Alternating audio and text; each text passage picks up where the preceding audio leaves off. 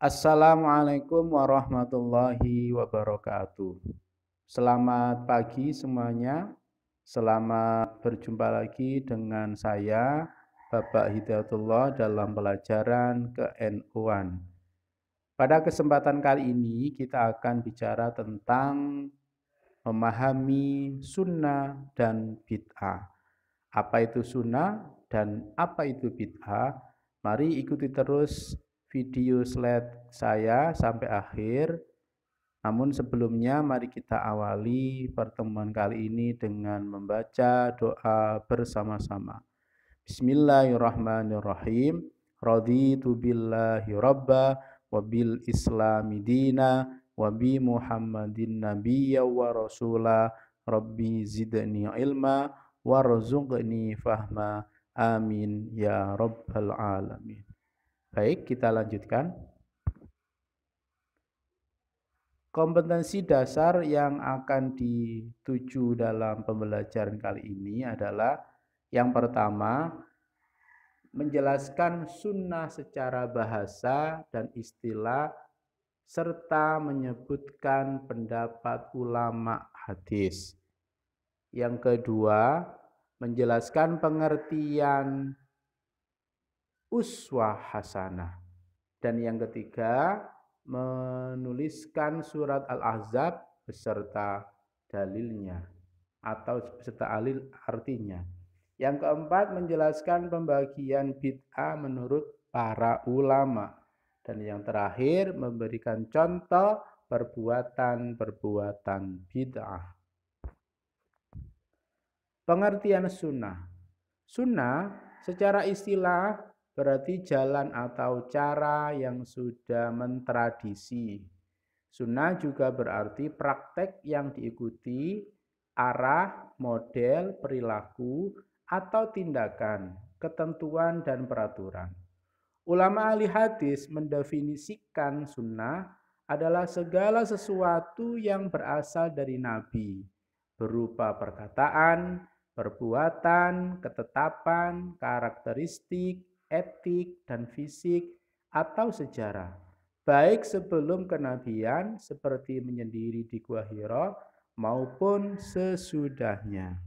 Ini adalah pengertian sunnah menurut ahli hadis. Selanjutnya, sedangkan sunnah menurut pandangan ahlul usul, yaitu bahwa sunnah adalah sesuatu yang disandarkan kepada Nabi selain Al-Quran, berupa perkataan, perbuatan, atau ketetapan yang menghasilkan dalil bagi hukum syariat. Ini adalah pandangan dari ahli usul tentang pengertian as-sunnah. Sedangkan sunnah dalam pandangan ulama fikih adalah sesuatu yang ditetapkan dari Nabi Muhammad Sallallahu Alaihi Wasallam yang tidak termasuk kategori fardu dan tidak wajib. Jadi ada 3 pandangan tentang pengertian sunnah ya. Jadi kalau ada pertanyaan sebutkan pengertian sunnah menurut pandangan ahlul hadis, ahlul usul, atau ahlul fikih. Nanti jawabannya seperti itu. Kita lanjutkan. Uswah hasanah.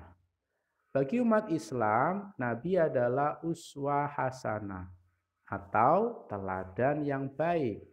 Artinya setiap orang yang beriman dan mengharapkan perjumpaan dengan Allah dan mengharapkan kebahagiaan di hari akhir, maka ia harus bercermin kepada Nabi dalam kepribadian dan tingkah lakunya. Tutur kata dan perbuatannya harus sesuai dengan Nabi Muhammad Sallallahu Alaihi Wasallam. Ini adalah pengertian uswah hasanah secara bahasa dan secara istilah. Landasannya terdapat dalam surat Al-Ahzab ayat 21. A'udzu billahi minasyaitonir rajim. Bismillahirrahmanirrahim.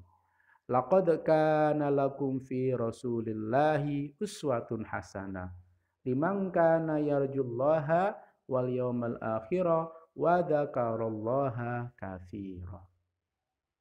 Artinya, sesungguhnya telah ada pada diri Rasulullah itu suri tauladan yang baik bagimu, yaitu bagi orang yang mengharap rahmat Allah dan kedatangan hari kiamat dan dia banyak menyebut Allah. Ini adalah landasan tentang pengertian uswah hasanah yang kita bahas di depan tadi. Bid'ah. Apa pengertian dari bid'ah? Menurut ulama, bid'ah adalah segala sesuatu yang diada-adakan dalam bentuk yang belum ada contohnya dari Nabi Muhammad, sahabat, dan generasi sesudahnya. Artinya, segala perbuatan yang diada-adakan dalam ajaran agama tanpa ada landasan syariat. Ini adalah pengertian bid'ah. Pembagiannya, bid'ah dibagi menjadi dua. Yang pertama adalah bid'ah meliputi segala sesuatu yang diada-adakan dalam agama, yang dipandang menyamai syariat agama, dan mengerjakannya berlebih-lebihan dalam beribadah kepada Allah. Yang kedua, bid'ah meliputi segala urusan yang sengaja diada-adakan dalam agama, baik yang berkaitan dengan urusan ibadah maupun urusan adat. Pembagian bid'ah menurut para ulama. Lebih dari itu, para ulama membedakan bid'ah menjadi dua, yaitu bid'ah yang baik atau bid'ah hasanah. Yang kedua adalah bid'ah buruk atau bid'ah sayyi'ah. Nah, bid'ah hasanah dibagi lagi. Yang pertama, bid'ah wajibah atau harus dilakukan. Yang kedua, bid'ah mandubah, baik untuk dilakukan. Dan yang ketiga adalah bid'ah mubahah atau boleh dilakukan. Pembagian bid'ah hasanah dan contohnya ini. Yang pertama adalah bid'ah wajibah, harus dilakukan. Contohnya apa? Bid'ah yang wajibah ini adalah penulisan Al-Quran menjadi mushaf.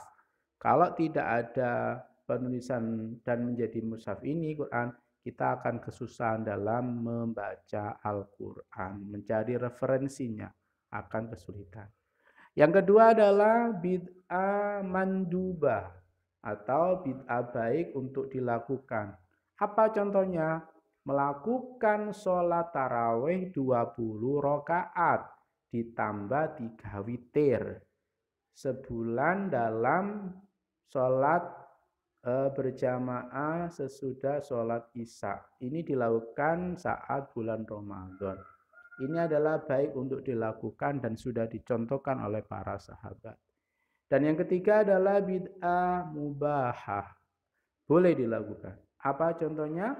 Menggunakan pengeras suara untuk azan dan pengajian. Pembagian bid'ah sayyi'ah.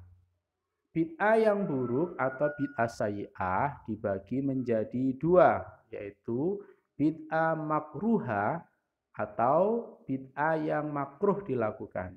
Yang kedua adalah bid'ah muharramah atau bid'ah yang haram dilakukan. Bid'ah muharramah inilah bid'ah yang hakiki yang dilakukan oleh Nabi sesat dan kelak akan masuk neraka. Contohnya adalah bid'ah muharramah adalah sholat dengan bahasa Indonesia. Bid'ah ini tidak dicontohkan oleh Rasulullah Shallallahu Alaihi Wasallam.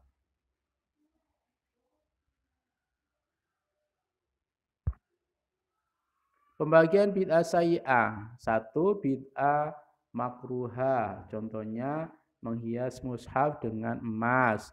Yang kedua, bid'ah muharramah. Sholat dengan memakai bahasa Indonesia. Baik, itulah pembahasan kita pada pelajaran KNU kali ini mudah-mudahan bermanfaat. Mari kita akhiri dengan doa kafaratul majelis. Subhanakallahumma wa bihamdika asyhadu an la ilaha illa anta astaghfiruka wa atubu ilaik. Wallahu muwaffiq ila aqwamit thoriq. Wassalamualaikum warahmatullahi wabarakatuh.